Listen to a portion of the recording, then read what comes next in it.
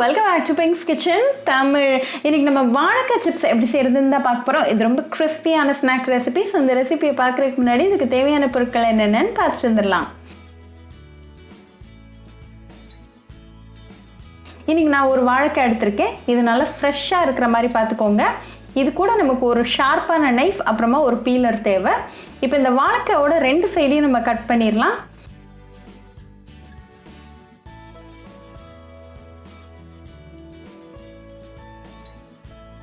அப்புறம் அந்த பீலர் வச்சு நம்ம ஸ்கின்னையும் பீல் பண்ணி எடுத்துடலாம்.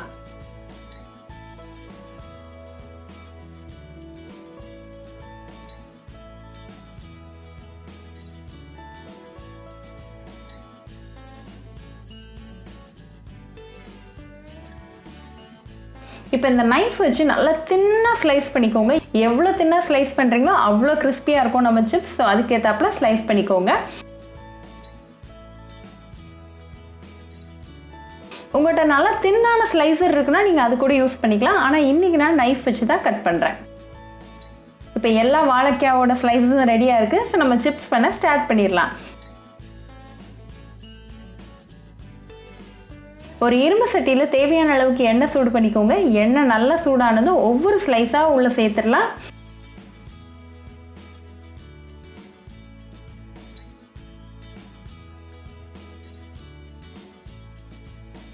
ஃப்ளேமை வந்து ஹையில் வச்சுக்கோங்க.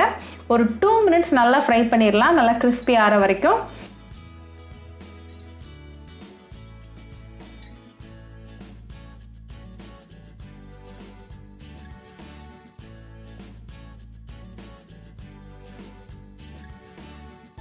இப்போ நல்லா கிறிஸ்பி ஆயிடுச்சு, கோல்டன் ப்ரௌனாகவும் இருக்குது. ஸோ நம்ம ரிமூவ் பண்ணிடலாம்.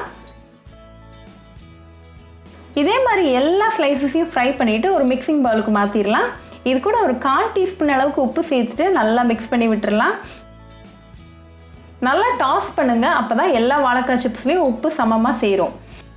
இப்போ நம்மளுடைய டெலிஷியஸான வாழைக்காய் சிப்ஸ் ரெடி ஆயிடுச்சு. நல்லா கிறிஸ்பியாக வந்திருக்கு. இது நீங்கள் ஒரு ஏர் டைட்டான கண்டெய்னரில் போட்டு ஒரு 3 நாள் வரைக்கும் வச்சு சாப்பிட்லாம். ரொம்ப ஈஸியாக பண்ணியாச்சு. ரொம்ப கிறிஸ்பியான ஸ்நாக் ரெசிபியும் கூட. ஸோ கண்டிப்பாக அந்த ரெசிபியை உங்கள் வீட்டில் ட்ரை பண்ணி பாருங்கள். ட்ரை பண்ணிவிட்டு எப்படி இருந்துச்சுன்னு எனக்கு கமெண்ட்ஸில் சொல்லுங்கள். இன்னொரு சூப்பரான ரெசிபியோட உங்களை வந்து பார்க்குற வரைக்கும் பாய் ஃப்ரெண்ட்ஸ். உங்களுக்கு இந்த வீடியோ பிடிச்சிருந்தா பிங்க்ஸ் கிச்சன் தமிழுக்கு லைக் பண்ணுங்கள், ஷேர் பண்ணுங்கள், கமெண்ட் பண்ணுங்கள் அண்ட் மறக்காமல் சப்ஸ்கிரைப் பண்ணுங்கள். கூடவே பெல் ஐக்கானையும் கிளிக் பண்ணிக்கோங்க. அப்போ தான் நான் போடுற வீடியோஸ் எல்லாம் உங்கள் நோட்டிஃபிகேஷனில் வரும். உங்களுக்கு ரெசிபிஸ் இங்கிலீஷில் பார்க்கணும்னா பிங்க்ஸ் கிச்சன் சேனலை பாருங்கள். சேனலோட லிங்க் நான் அந்த டிஸ்கிரிப்ஷன் பாக்ஸில் கொடுக்குறேன். மறக்காமல் செக் பண்ணுங்கள். இன்னொரு இன்ட்ரெஸ்டிங்கான ரெசிபியோட உங்களை பார்க்க வர வரைக்கும் பாய் ஃப்ரெண்ட்ஸ்.